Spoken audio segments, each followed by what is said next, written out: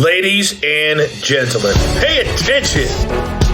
This is your boy, the coach from the WWE. I would like to welcome you to the very first wrestling podcast in the world to take you on a weekly deep dive into classic matches along with legends of the squared circle.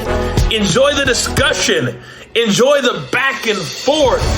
There's so much to get into. Ladies and gentlemen, this is The Payoff.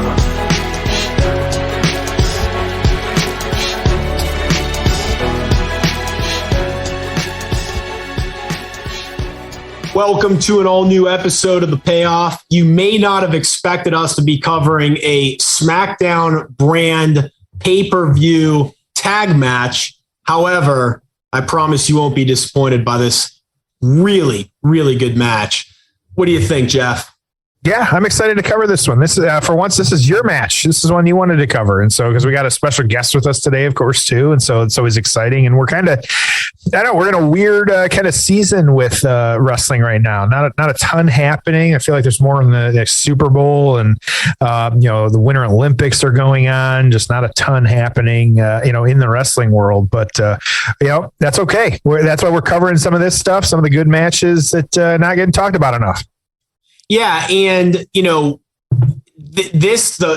how this came about was, Rick Bassman knew some of the guys in the match that he had trained. We knew about Sting and the Ultimate Warrior, but when he mentioned that, he's like, "This would be a really fun match to cover." I was like, "All right, I'm down with that." So, sure, yeah. Honestly, I didn't really know much about this match or even remember it. And he said, "No, we should cover it." And then we did. And I was like, this was awesome. And you'll love the interview and watching the match along with him. So anyways, I'm pumped to cover it. I know you are too. I went back and rewatched it again just this morning, and I know you did too. So what a fun match and what a fun one it'll be to cover, huh? Mm-hmm. Yeah, absolutely. I'm looking forward to that. Yeah, it's just one of those and kind of looking at it, fortunately, we actually had this one planned before the release of William Regal. And so, adds another layer and component to that as well, too. But we'll talk about all the players in this one when we get into it. So, yeah. Cool. Well, let's get into the build. Oh, it's time for the build. Armageddon 2006, Richmond, Virginia, Richmond Coliseum, 8,200 in attendance, SmackDown brand pay-per-view. Is that what they were calling them at the time? SmackDown brand? Brand? I forget. Pay-per-view? Yeah, I think so. Yeah. I think so. I don't think it was like SmackDown only. I think it was like SmackDown brand. So the show, and I actually watched quite a bit of this this morning. Buy rate of 239,000, which again, it's a pretty high number. It's not bad. Yep. Dark match of Vladimir Kozlov defeating Scotty 2 Hotty. He got like a main event match against Triple H, didn't Triple H? Poor Triple H. He had to wrestle him, I think, in a pay-per-view main event and Great Khali. Yep. Show starts off with Kane defeating MVP, according to Wikipedia, and I quote, by burning, because he won the Inferno match. So that's a win, not by DQ or count out or pinfall, but by burning in an 8-minute Inferno match. The second match on the show is the one we are going to cover. Then the Boogeyman defeated The Miz in 250. So Miz came to the ring as Mike Mizanin. So I guess they weren't even calling him in The Miz at the beginning, which is kind of odd to think about. Then in a 12-minute match, Chris Benoit retained his U.S. championship against Chavo Guerrero. Gregory Helms, your cruiserweight champion, defeated Jimmy Wang Yang in 10 minutes. Undertaker defeated Mr. Kennedy in a 20-minute last ride match. And then Cena and Batista would defeat King Booker's court of King Booker and Finlay in a tag match. Ugh. What a crappy, all of it. All around. What a crappy main event. Yeah. The main event, horrible. Okay. Mm-hmm. Horrible match and just horrible on paper. Kennedy, Undertaker, clearly there was nothing there, but they tried to get a couple pay-per-view matches out of them. This ladder match was awesome, and the rest of the show beyond sucked. Is the nicest way I can put it. I know that there were some shenanigans that happened before the bell rung, but how did we get to the original match? And then how did we get to the change in the match? Yeah, it's almost funny looking at the card. They should have just flipped it upside down because they go. Right? It's literally descending order of how good the matches were if you kind of look at it. So I'm kind of going to go through all the players on this one and kind of tag teams and then how we actually got this match. So you had Brian Kendrick's actually, back and forth from WWE over the years and things like that. Actually returning was mid 2005. This Armageddon taking place. It was late December 2006. And actually using the real name of Brian Kendrick, and then him and Paul London reforming a tag team that they originally had in 2003. And so very quickly getting into the tag team championship picture, they had some non-title matches against who at the time was the champs M&M. So, Johnny Nitro, Joey Mercury, and then kind of doing that throughout 2006 and stuff like that. So they actually won the belts from M&M. It was Judgment Day 2006. It was the show opener. It was a 13-minute match and one of the better matches on that show. And so them kind of, going through that. So then fast forward, that was like I said, Judgment Day, and then getting into October of that year. Oddly enough, and who would have thought this? I was actually reading it in 2006. Brian Kendrick and Paul London were actually the longest reigning WWE Tag Team champions of all time. And so they actually beat M&M's record. It was 145 days. And then that record of Brian Kendrick and Paul London actually stood until the New Day in 2016. So 10 years that these two guys had the longest, which I don't know if that says more about like the booking of the tag division, it just, that seems crazy to me. And so, but then they started actually a losing streak with a couple of different teams, but then one of those teams being William Regal and Dave Taylor, and kind of going back and forth. So there were some single matches with them as well too, just kind of in the lead up to this in early December. And then there was tag matches. So yeah, just non-title stuff, but yeah. So that is, I say the main players in this match would have been Brian Kendrick and Paul London and Brian Kendrick, Paul London, Dave Taylor, and William Regal. That was how this match was, first laid out when this was kind of going on and happening. So what's going on with these other tag teams, though? You had in August 2006, Jeff actually on the Raw brand that Matt and Jeff would actually team up. It was the first time in over 4 years as members of DX, or taking on members of DX at Survivor Series. And so odd to think that it just went so long without being, either on the same brand or as a tag team or anything like that. So this actually November of 2006, they had their first tag title shot in 5 years, actually. They took on Rated RKO, of course, Edge and Randy Orton, and coming up short in that one. Edge actually intentionally disqualifying himself so they wouldn't win the belt. And so, but crazy to think they weren't tagging together. They got years without having a tag opportunity, just kind of crazy. And so dealing with that, it was November 27th episode of Raw. After losing that, actually the same day they posed an open title. It was for any team. It was going to be the ECW show, ECW December to Dismember. It was actually M&M who accepted that challenge, and that kind of having that, they actually beat M&M at the event. And so then the four of them kind of had their own little feud as well too. It was kind of over both brands. And it was at this Armageddon where we had this match. Now, M&M was actually called up from OVW in April, of 2005, which Joey Mercury was Joey Matthews, or it was Joey Matthews, and now he's Joey Mercury. So they actually made their debut. I had forgotten about, we talk about this, I always forget about it, but Carlitos Cabana having their debut in this point, they actually interrupted an interview between Carlito and Rey Mysterio and attacking Mysterio. And so M&M actually had a little bit of a feud with Mysterio and Eddie Guerrero and kind of dealing with that. And so, and actually it was 2 weeks after that, their debut match on SmackDown, they beat Mysterio and Guerrero to win the tag title. So M&M putting the rocket on them, here we go type thing.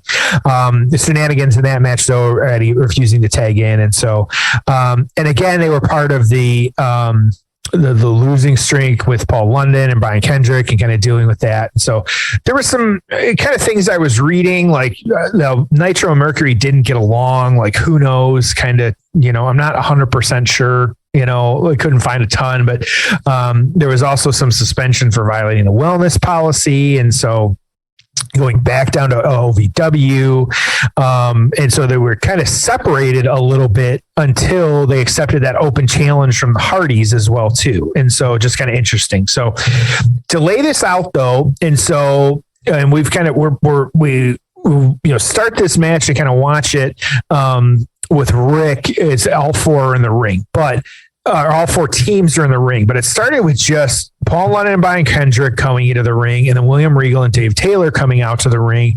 And that was the match that was announced. That was the match that, people who had bought a ticket for this already, on paper shitty show were going to get. And so, but Teddy Long, of course, comes out as he does. And at this point, we're right around Christmas. And so he says he's still in the Christmas spirit. And so, and I mean, he kind of, the promo was cringy as well, too, but saying, well, we were getting a Divas lingerie contest later, that he had a present for us right now, and that not only will this match be a ladder match between these two teams, but they would be adding some other teams as well too. And so started with Eminem coming out to the room, to the ring, Nitro, Mercury, and Melina doing that, and kind of going, coming out and doing that, and then to a huge pop. I don't know if you're watching the show on this one. The Hardys then being revealed as the fourth tag team at this one. It was a giant pop. It was such something about that music, like their music, just when it starts hitting and stuff like that. It was the same feeling I had when they WrestleMania and came back and that as well too, like just really great. And so this match was literally put together as the two teams, like we could have been seconds away from the bell ringing, and then Teddy Long came out. And so nobody had any clue that this was going down. And so it was just randomly thrown together to add something special to the card, and that's how we got here.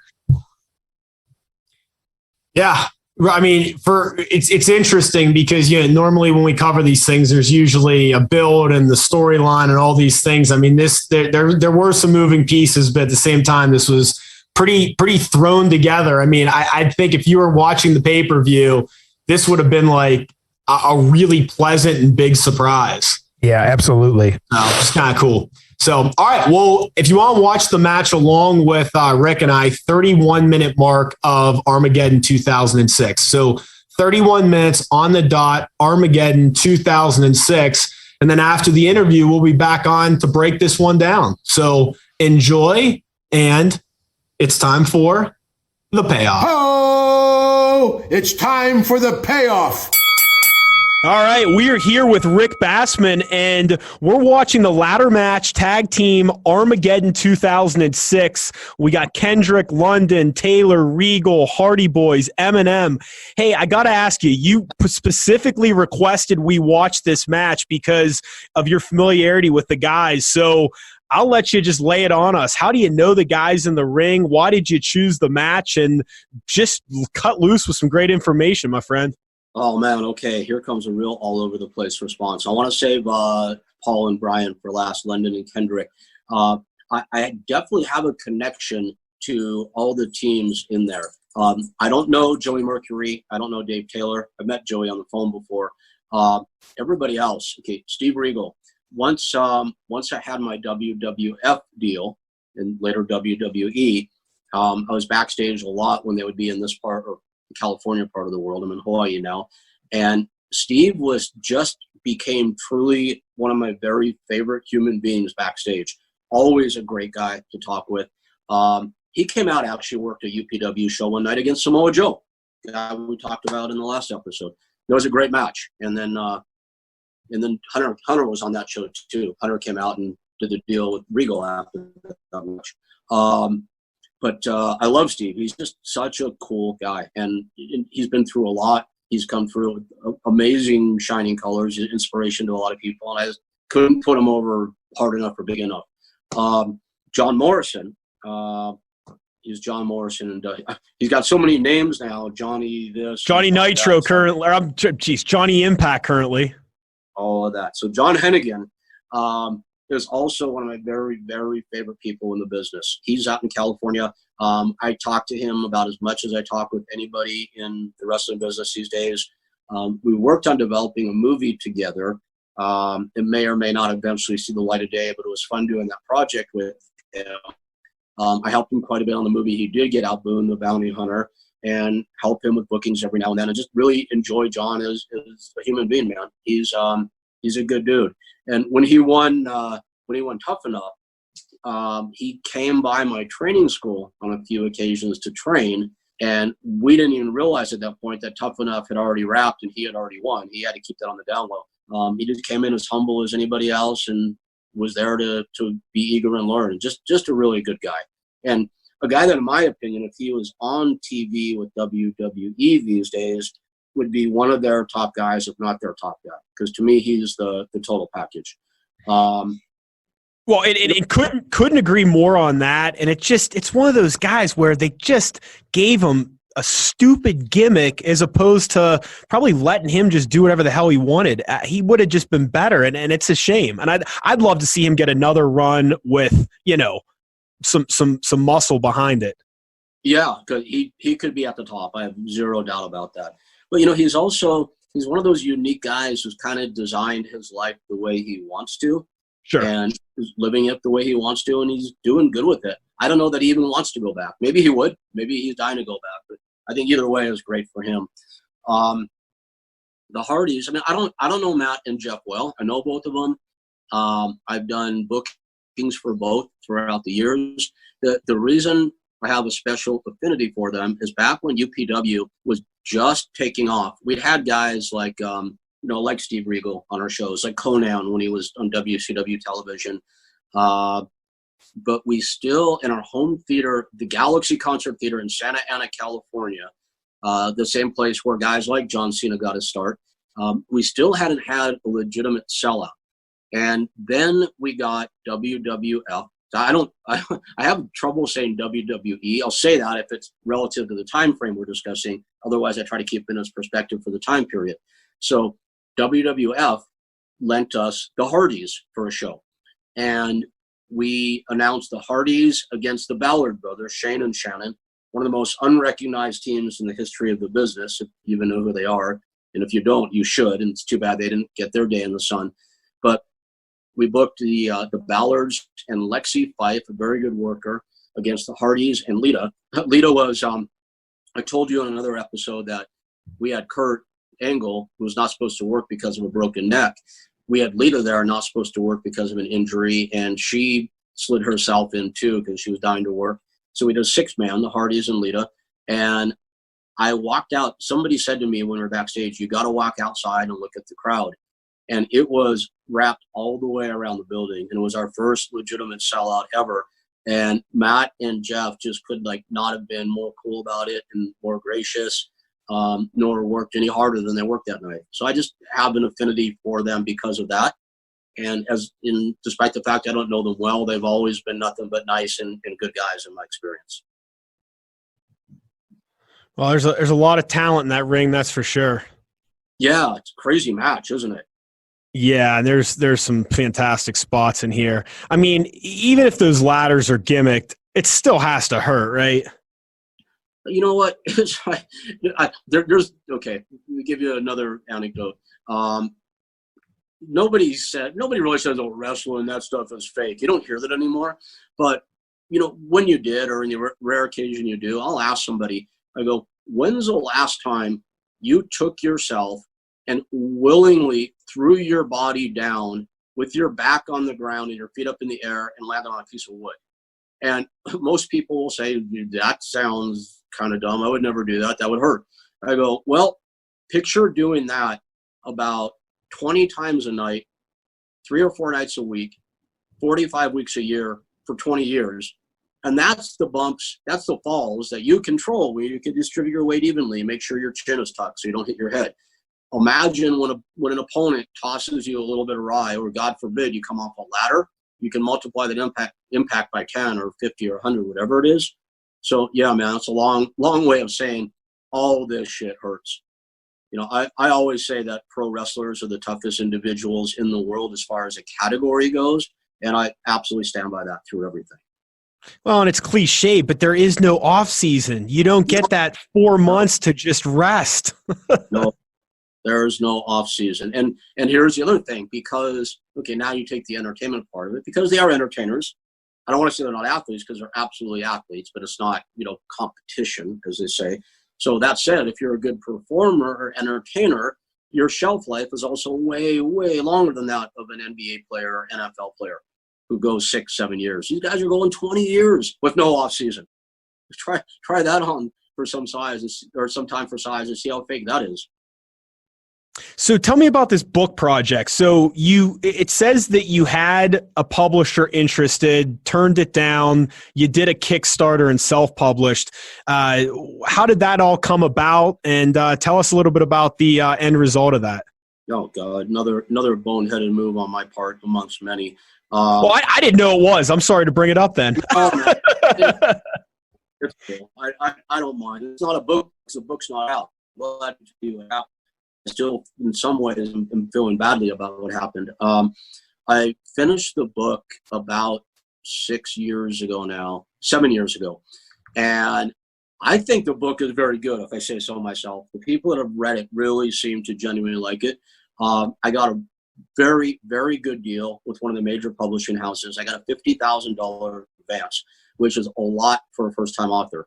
And then I, got into the relationship with the two people that were assigned to me by the publisher. One was my editor, the other was the marketing rep. Because in the early stages, I learned this in the process. You start to figure out how you're going to market the book. And on the marketing side of things, it became apparent to me pretty quickly. This was back when everybody were putting out their memoirs, the top mixed martial artists and the top wrestlers, Rey Mysterio, Chuck Liddell, and everybody else on down. And it became apparent to me quickly that the publisher was going to go after the wrestling and MMA marketplace and then kind of can it after that. And I have two hugely fundamental issues with that. Well, one is on the put myself over front. First of all, the book was maybe 1/7, 1/8 pro wrestling and mixed martial arts. It's just a segment of the book. And I think it was a lot better book than 95% of the memoirs that my friends have put out. With all respect, the put myself under on that side is this: I have nowhere near the name that Rey Mysterio or Chuck Liddell are, and if they were to market, they being the publisher, only to the MMA and pro wrestling worlds, we would have gotten killed sales wise. So I wasn't going to touch what those guys had done. There's just no two ways about it. The second problem was with the editor. I'm not saying it was with the editor. It was with the way me and the editor got on. So I'll take as much blame as I would assign to the editor. If blame is the right word. I just didn't like what she wanted to do with my book. I wrote it in the first person, and she called it like challenging and too in your face. Whereas, the 20 or so people that read it that I knew and trusted said, wow, it's a unique style. And it sounds like you're talking to me while I'm reading it. And that's what I wanted to stay with. So, but when I say boneheaded, that was at a time in my life where I still was charging ahead hard and fast at everything with a lot of forethought or foresight. And I turned the advance back into the editor. I'm like, I'm just going to do this myself, because self-publishing was becoming a thing and people were hitting number one off self-published books. So I had this figure of $50,000 in mind, because that's what they had advanced me. I set out on Kickstarter to raise $50,000. Ran Kickstarter campaign last 30 days. It was like a full-time job for that 30 days. And at the end of it, I had 303 backers, and Roddy Piper, Bill Goldberg, Sting, Dana White. I mean, I know it's putting myself over to drop names, but it was Billy Zane from the Titanic. Really cool group of people. Linda Blair, Lou Ferrigno, 303 backers, but it only totaled 28,000 and change. And if you don't hit your number on Kickstarter, you don't get any of it. So I looked at it and said, well, can get the book out for $28,000. So a friend of mine put the rest in and make it hit 50. I gave him his 21 or 22 back. I had 28. We went and formed our publishing company, cleared all the photos, started to edit it, and then that's when I got sick. And I ended up for a 4.5-year period of time with 4 major spine. Here comes the excuse for the book not being out, by the way, so I'll say it up front as an excuse. I had 4 major back surgeries. I had MRSA and staph infections. I had both kidneys failed and up on dialysis, and I had 2 strokes. And then through that period, ended up addicted to narcotics, and ended up homeless. So that was my 2013 to 2017. So to be quite honest, I'm still recovering from that. I got myself and my dogs moved to Hawaii. We're in a nice, cool, secure place now. I'm consulting again, back in business. And not only no longer take narcotics, I don't even drink coffee or take any sugar in. I'm about as clean as a human being possibly could be. So I just recently set my sights back on the book. And I feel horrible about it because there are 303 backers. So I did finish the book. I put it into an e-format and at least was able to get that to the backers. So they have the book, although it's an electronic format. And man, Tom, I'm doing everything I can to focus on that and get it out now. So that's what happened with that.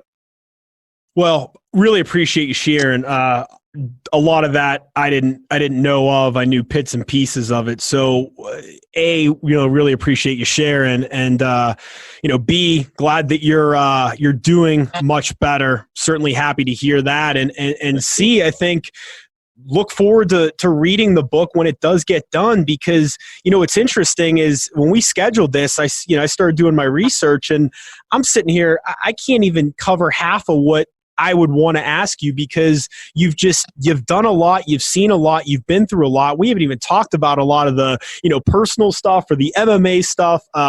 It's fascinating. So I can't wait to read it when it does come out, and support it however I can. And obviously we'd love to have you back on the payoff when that happens. But really, really genuinely looking forward to that. So can we talk about Paul and Brian for a second? Yeah, absolutely. I realize we were remiss in covering them. So and this is just a brutal match here. I mean, I don't know about you, man. I've had 5 matches, and I'm watching this going, I'd be dead if I did this match. I can't even imagine. Wow. I mean, I can't imagine. That's the scary part of it. So tell us about them. So Paul London and Brian Kendrick, truly 2 of the most horrible human beings on this planet. I'm just kidding, man. I don't have very good kayfabe delivery. All right, so Paul and Brian are 2 guys who relocated themselves to my school from Texas. Brian came from Shawn Michaels when Shawn closed his school down, and there were 2 of the guys. They were typical of the guys who were good but needed to get seen, and would migrate to UPW because that was a place to be seen at that time. And, I'll still tell this to Paul, these days if I see him. It's like Paul London came in and, good, he's got a good look. He's got a good physique for his size. He's a good worker. And I'll tell you, man, and I feel bad about this now, I didn't look at that guy twice. I was focused on the Nathan Joneses and John Heidenreichs and that sort of thing. And, I don't feel I was certainly never mean to Paul, and maybe a little neglectful. I just didn't really give him the time of day. And, if I now, 2019, had to name my, 10 favorite wrestlers of all time, not for their work or their persona, but as a person, Paul would be like in the top 3, always, for sure. Just like, and it's funny because there's so many guys, in my opinion, I busted my ass for. I did a lot for. Did everything I could for. Who I kind of turned around and put the metaphorical knife in my back. Thankfully, there weren't many of them, but there were some. Paul's the extreme opposite story. He's a guy that I did nothing for, who is like the greatest, coolest, most gracious, most genuine guy you could possibly meet. That's my opinion of Paul London. Brian and I, he used to be called Spanky. Do you know that? Sure did. So he was Spanky. First, that's the name he gave himself on the quote-unquote indie scene. And he later, in Japan, when he got over at 01, he was Leonardo Spanky. Do you know about that? That I didn't know. Yeah, that was his name in Japan, Leonardo Spanky, for his facial resemblance to Leonardo DiCaprio. So they just combined the 2. Isn't that great? Now, yeah. The reason Brian got to Japan, he's one of those guys that I feel like I did a lot for. He came in. He needed to make money. I knew that he was really good, so I hired him as one of the instructors in the school. And he really wanted to get to Japan. And I had a pretty good amount of autonomy back in those days with 01, Hashimoto's company. it could pretty much, to a reasonable degree, book who I wanted. I sent about 100 guys to work in that company from the States to Japan. And I kept trying to book Spanky, and I just couldn't get them to take him. So we came up with a thing, myself and Hashimoto, it was his idea, and Steve Carino, where we were going to create a title that was the 01 UPW NWA Lightweight Championship. And we were going to hold a tournament, which we actually held in California. We had a 64-man single elimination tournament to come up with the top 2 finalists who would then contest for the belt in Japan. So I got to book the tournament. So I made the 2 finalists, Spanky and a guy named Mark Bell, who's now a massive super heavyweight, one of the top powerlifters in the world. He's Chris Bell's brother from Bigger, Stronger, Faster. Hard to imagine Mark as a middle or lightweight. So anyway, we got Spanky and Mark to Japan, and Spanky was made from there in that country. He's also one of those guys, one of the few occasions in UPW history where I really felt like somebody was working against me from behind the scenes and kind of getting into little niche factions and whatnot. And I always wondered why, because I thought I worked my ass off to do what I could for him. But, I got tagged, I think, by him as that evil promoter guy who had my hand in the boys' pockets and whatnot, and, for better or for worse. And eventually, years after the fact, when, I wasn't doing the business anymore and there was nothing I could do for Brian, I got an email out of the blue, and it was from him. And it was truly one of the nicest messages I ever got from anybody in my life. I still have it in a folder that I keep when I get notes like this. And it was him saying, "Hey man, I look back on the past and we, I don't know about you, but I feel like I made some mistakes, I'm not asking you if you did. It really could not have been more gracious." He goes, "I just want to let you know that, anything you felt I may have done against you, I accept credit for or discredit for. And I wish you nothing but the best. And thank you for everything you did." And I can't tell how much I appreciate that. So and now let's talk about this. Look at these guys. It's a damn car crash. Well, this is a time, the Hardys were over now. The Hardys aren't giant guys, but it was right at that time where the world was realizing you didn't have to be the Warlord and the Barbarian to get over in WWF or WWE. And, strictly now from a fan perspective, what I love about Paul and Brian as a tag team, because one thing, first of all, I always loved the Road Warriors. I like tag teams that, for lack of a better word, match. They look like a tag team. They're not like correct. And Paul and Brian, to me, look like a tag team. And I used to preach to guys. We had a lot of guys come in that were paying students that weren't big, and we're like, if you want a chance with us, you'll have a chance with us, provided you do everything you can do with what you have. Make your small body the best it can be, for instance. And Paul and Brian, man, these guys did everything humanly possible. Let me say London and Kendrick would do more from a fan perspective. These guys did everything, in my opinion, they possibly could do to make themselves the best they could be. And it's evidenced by the fact that there's the end of the match. They still have the belts. They're not a whole lot bigger than I am. And they did it. They're on the biggest stage in the world, and they got the title. So I think that speaks volumes. Yeah, excellent match. And thanks for sharing, about them and really about everyone in the match. So before we sign off, I want to rapid fire a couple questions here. You were, involved with The Miz a little bit. So his success surprised you, or did you think he'd be a star and have the longevity in the business that he's had? Well, I'll tell you, man, I don't think you could ever predict that level of stardom for that sustained length of time for anybody. Cena you could, again, because you saw it. So in John's case, if he decides to go that long, he will. Mike is, from first glances, pretty, and I don't mean this at all in a derogatory, pretty average. Decent enough looking guy, decent enough size, but he doesn't stand out from the pack. But the thing about Mike, man, is he wanted it from day one. Do you have 2 minutes for the Miz story? Absolutely. Okay, so after we did our Discovery Channel special, we started getting courted by a lot of the top reality houses to do a series. And one of them was Una Murray. Una Murray is the people that do The Real World.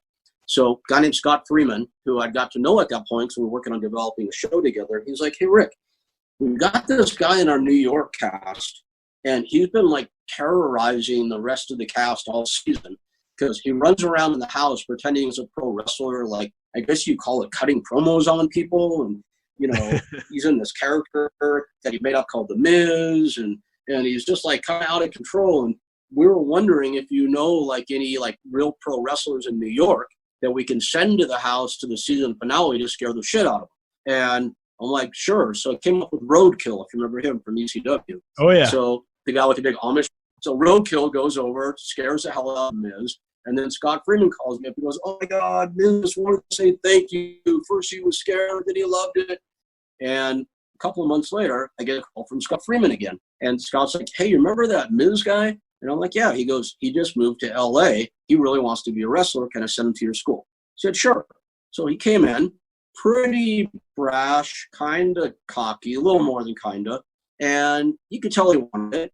You know, I have people come in that I would not allow in because I thought they'd be disruptive to the environment. He definitely wasn't that. Just a little brash, cocky, arrogant. So he got started, and he became more brash, more cocky, and more arrogant. And we did something that at the time I almost never, ever did this. Went old school, where you feel like you need to school somebody. So we did these matches called the light shows, like Miller Lite, L-I-T-E, meaning like, you know, no microphones, no video, no music. They're in the gym. There were gym practice shows, but that's when guys would work out their gimmicks. We wouldn't tell them until right before the match who they were working with, who was heel, who was face, the over. It all happened impromptu for that sort of trial by fire. And we decided we would put Miz with Sylvester Terkay. You know who Sylvester is, right? It's a 325-pound NCAA Division I heavyweight champion who fought in K1 with legit kickboxing skills.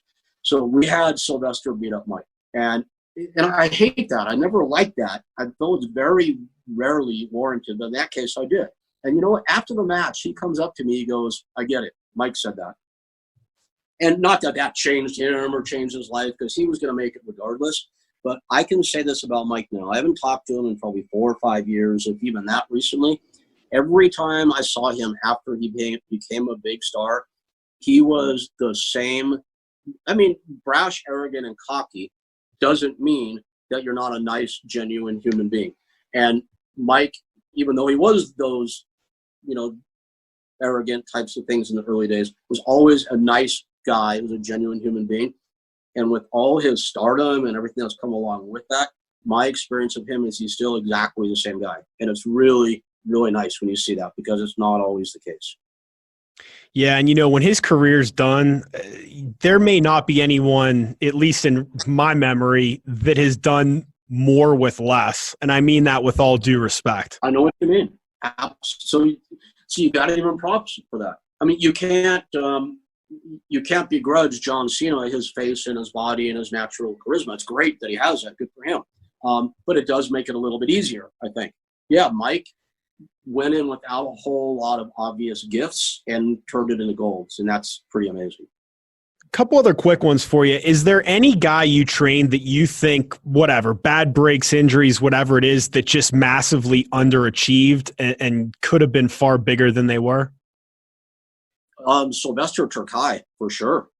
Yeah, in my opinion, should have been one of the very, very biggest stars in the business. It just didn't click for him. And all the physical gifts in the world. You know, they had the Brody thing going with him in Japan for a while, where he was genuinely over. And, I mean, truly one of the nicest human beings you could ever meet, and he's a straight-up professional as well. Almost too nice for the business. Another was Nathan Jones. I mean, when Nathan first signed, and they did those, if you remember them, the Terror from Boggle Road, the prison, I mean, he looked like he was going to break out and be the top guy. And obviously he faltered in ring, but more than that, Nathan just head-wise wasn't built for it. He could have really been something. Yeah. The others, I mean, I have a list of them, but you probably wouldn't know them. Those are the ones that, you know, got a little bit of a break that you know. Sure. Sean O'Hara. Sean O'Hara, God rest his soul. I was backstage WWE or F once. I was backstage with Mike O'Hearn. Do you know who Mike is? No. Mike is probably the top male fitness model of all time. More muscle and fitness and flex covers than anybody else. Mike is one of my top 5 that got away, guys you wouldn't know. we went backstage once, and Sean O'Hara was standing there with Edge, and Mike O'Hearn and Sean knew each other, so they kind of like played kickboxing and stuff. And I remember looking at Sean and Edge wasn't quite over at that point. And I like turned to O'Hearn and I go, there's the future of the business right there, those two guys. And O'Hara, man, Sean had it all, but again, not as suited as he could have been for it. Well, and for a brief minute there, they packaged him with Roddy Piper. They saw it too. I mean, the dude had it. So, man, let me just say, this has been fantastic. We're going to have you on again sometime because I've got a whole bunch of other stuff to grill you about. Last thing I'm going to ask you, how do you want to be remembered in the wrestling business? You know what? I guess I don't need to be known as the guy that, discovered, Sting and Warrior and John Cena and whoever else. I mean, that's nice, and I guess it's an ego booster for whatever hand I had in that, however large or however small. I would, you probably can tell because I straight up used your show as kind of a forum for this, and I hope you don't mind. I would one day love to communicate to people where I believe I came from in terms of heart and motivation to do the best I could for people in this business. And that maybe I'm not saying a lot of people say this or think it, but I know some do. Maybe I'm not the nasty, evil, conniving, take advantage of the boys promoter that some might think. Rather just be known for who I believe I am. Well, and I mean this with all sincerity. If you are that person, you sure as hell fooled me, and you don't come across that way. And I'm looking you in the eyes. I say that here. You gave us some great insight. We certainly appreciate it. If there's anything I can do to help you tell that story, I'd certainly be honored and appreciate doing that. Your work speaks for itself, and it's not a coincidence that all these people over, a 30-year period have gone on to do such amazing things, as entertainers, as pro wrestlers. And hell, we didn't even talk about all the MMA stuff and all the Hollywood stuff and all that too. Yeah, we'll have to save that for another show. But hey, you got a friend and an advocate here, and whatever I can do to help you, I'd certainly be honored to. We appreciate you being on the show, sharing some great stories, some great insight, stuff that you're not going to hear, which is the whole point of the show. So thank you so much, and we really appreciate it. Hey, likewise, man. This is a blast. I appreciate it as well. Thank you, Tom. Cool. That was great. All right. Hey, so let's stay in touch, and seriously, whatever I can do to help out or whatever, man, I'm here and love to do so. Thank you, man. That was awesome. I really enjoyed it. Thanks for the forum. Much appreciated. Yeah, I'll stay in touch when we get around to start posting these. I'll let you know, and I'll give you the link. And again, let's stay in touch and do it again sometime. Okay. I would definitely love to. Yeah. And if you come across anyone you think will be a good guest, I'd really appreciate it if you could send them my way. You should talk to Tom Howard. It's obviously not a name a lot of people know. Yeah. But I think that would be a really fascinating show for you. Do you know Tom? I don't, and I don't know the name. So yeah, I want a variety of people, So that would be great. If you think he'd be a good guest, I'd love to have him. Ho! It's time for the aftermath. All right, man. What'd you think? Hard hitting. I had forgotten about the injury. I don't know how. And so watching it kind of happen in the moment was rough. Of course, thanks to Rick, of course, too, for being here. I know he was excited. That was, you and I ask each other, like, why do we pick this match? He picked that match. And so that was one that, just exciting to kind of have and stuff like that. So yeah, I think overall just really good. How about you, Tom? Loved it. Dude, this match was really, really good. Just loved how it was laid out. Quite the cast of characters in there. Some really good spots. The brutal nose job broken, whatever the hell that thing was spot. You're supposed to put your hands up. But it was fun. I loved it. I thought this was great. Yeah, absolutely. So kind of the spot, it's a great match overall. Of course, the champs retaining Kendrick and London, but it's, speaking about that spot itself, because it obviously was not planned and kind of what happened. And so for those of you that didn't watch, so we had the Hardys and Eminem kind of in the corner. We were in one of the corners with the ladder, and that kind of setting it up almost like springboard type style. And with both Nitro and Mercury, they're kind of faces down looking at the ladder. They were catapulted, like Jeff Hardy did a leg drop, which created the seesaw, which kind of sprung back up. And so, and absolutely just crushing Mercury's face. And so, as he said at the time, I've shattered my nose around the bridge area in a very, quote, I've shattered my nose around the bridge area, said a very severely injured Mercury in a WWE.com interview soon after the match. I have 4 fractures on the inside of my nose. I have 5 stitches on the inside of my nose and my cheek, and 15 stitches on the outside of my nose and cheek. My left eye is swollen shut, and I have continual internal bleeding from my nose and my eye. The sheer force of the blow easily could have knocked most people out unconscious, Mercury reveals, though he remained unconscious through the whole graphic ordeal. I remember everything. I never lost consciousness, and I never passed out. I have nothing to compare it to. I've never been hit that hard in the face before. I have to say it felt like 100-pound steel ladder connecting with my face at 100 miles per hour, or going headfirst through a windshield of a car without a seatbelt on. Maybe getting hit in the face with a baseball bat swung by Sammy Sosa. And so, of course, working this into an angle, as any good wrestler should, and things like that, he said, concluded the interview by saying, had I not been forced to leave the match due to a severe amount of blood loss, Eminem would be the tag team champions. Again, we made it clear that Eminem is the greatest tag team in the modern era, not the Hardys. And so kind of shooting on him a little bit. Some of the other people involved in this one too, Nitro had said, I happened to be looking up, so it hit me in the throat, but Mercury was looking straight at it, and it hit him square in the nose and the orbital bone.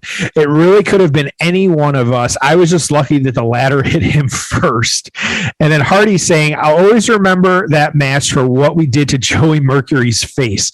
After the seesaw, I remember hearing him yell, I'm bleeding. And it was like someone went to a sink and turned the faucet on. It was gruesome. And so for Hardy to say that, you're getting into it. So the nose was like mangled.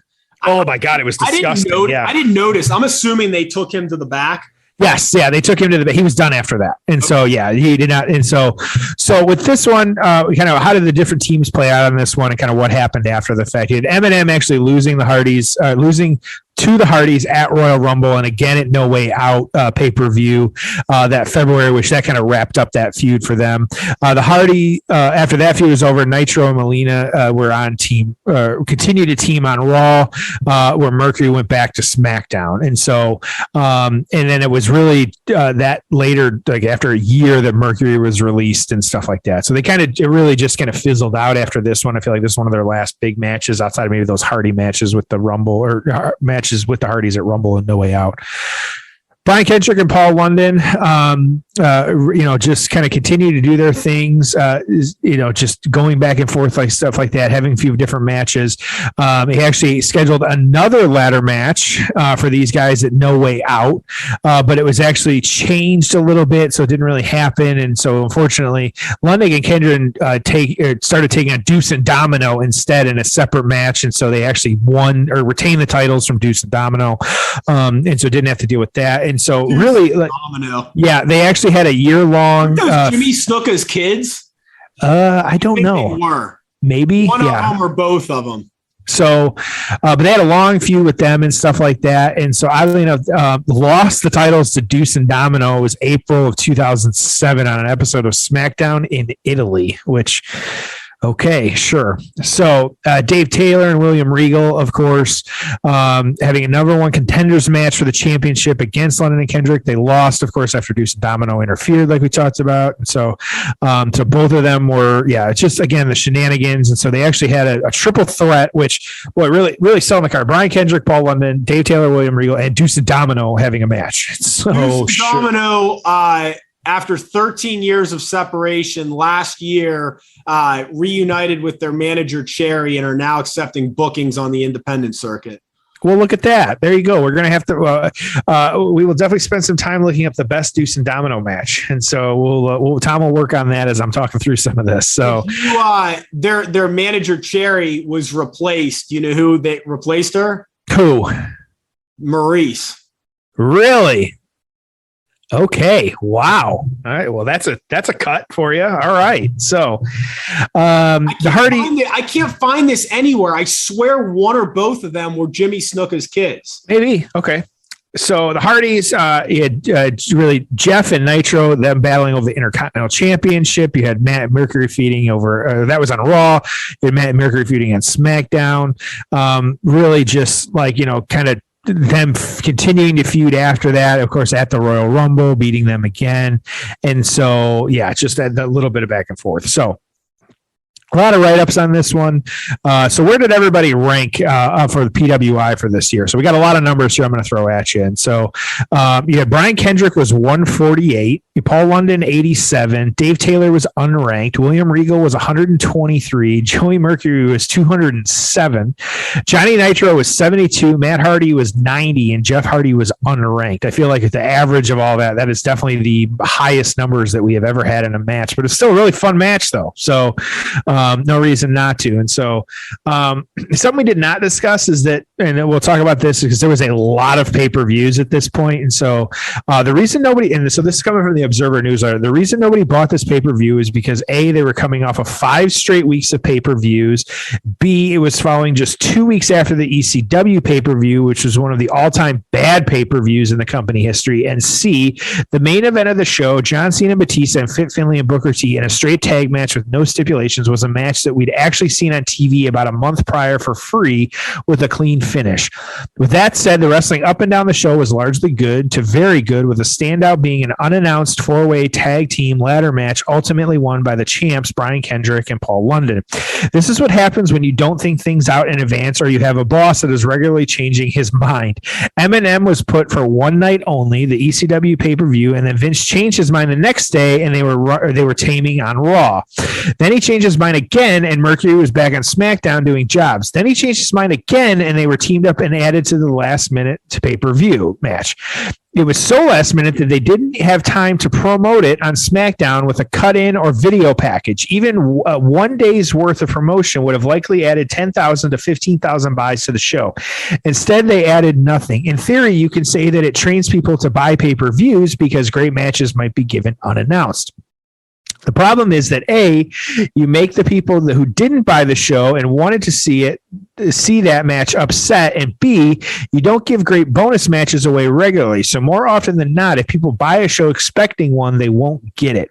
Historically, announcing matches has always been significantly better for business than surprising people with matches after the fact. And so just kind of breaking it down, this was given, oddly enough, 4.25 stars on this one. This was awesome, just as I had remembered it. I know the most memorable part of the match is the injury to Mercury, which I'll get into in a bit, but there was some more incredible action in there. In terms of what I would change, it really didn't need to be a 4-team ladder match with Regal and Taylor involved. I knew the story was that it was originally London Kendrick and Regal Taylor. I'm just saying it would have been better if it was just the other 3 teams. With that said, really Regal and Taylor about how they're out of the story is how they were out of place in this match was done about as well as they could. It was obvious the Hardys were calling a lot of the match and setting up the key spots as veterans of the ladder match. London and Kendrick were awesome. Nitro had some cool moments before and after his partner's injury. So, yeah, 4.25 stars on this one. There was just a lot of action. Of course, the injury spot kind of is what it's known for anymore. But Tom, your thoughts on this one? Yeah, I mean, some of the stuff about in the write-up about, impromptu. I mean, whatever. The Hardys coming out at WrestleMania in Orlando was impromptu and it was incredible. Whatever. Not everything has to be promoted in advance. Well, I'll tell you. I mean, why announce all the Royal Rumble participants? Like that happened over the past few weeks. I hate that. Who cares? I mean, what? Especially now that you're not selling pay-per-views. I mean, would you rather the Bellas be a surprise, or would you rather it be, we're going to announce it? Well, then what? Like, I'm going to be more likely to buy Peacock or something. So I don't like that at all. Yep. And again, you'll just watch the replay if something big happens as a surprise. So you may see it spoiled elsewhere. Anyways, overall, I really, really like this. I thought it was just well done, great match, nonstop action. I'll give it a 7.5 because, yeah, I agree. The Taylor Regal thing didn't really add to the match. It was impromptu. It was kind of thrown together. But overall, really, really fun match. Go back and watch it. What about you? Yeah, I'm with you. I think 7.5 is just perfect. It's right where we can land it. I think that overall, I think Rick gave some good insight as well too, and kind of having the match and things like that. And, I always enjoy having a guest join us as well too for this one. And so, yeah, I think that overall, like it was pretty good. Like there's no complaints about it. And is it going to go down in history as one of the better ladder matches? No, but at the same time, like it was still really good match. It's one that I'm glad we covered and talked about, and I would definitely recommend anybody go back, check it out, all that stuff. Yep. You know what else I would recommend, Tom? I have no idea. I think that we should definitely recommend Manscaped to anyone that is looking to trim up their man garden and just look good for the new, at this point, like we're deep into 2021, but, or 2022, but no reason that you should not go on to manscaped.com, use our promo code payoff20 at manscaped.com for 20% off and free shipping.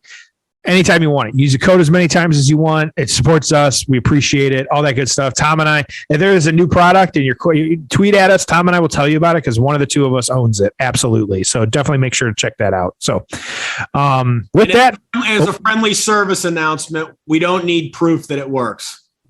Nope. Yes. Yeah. Thank you. We appreciate everyone that gets it, but we do not need to see any of that. So yes, absolutely. So, all right, Tom, I was sports entertained, but let's send him home happy. Yeah. Appreciate you continuing to support the show. Hope you enjoy it. Tweet us, hit us on social media. Love the interaction. And we'll see you next week on an all new episode of The Payoff.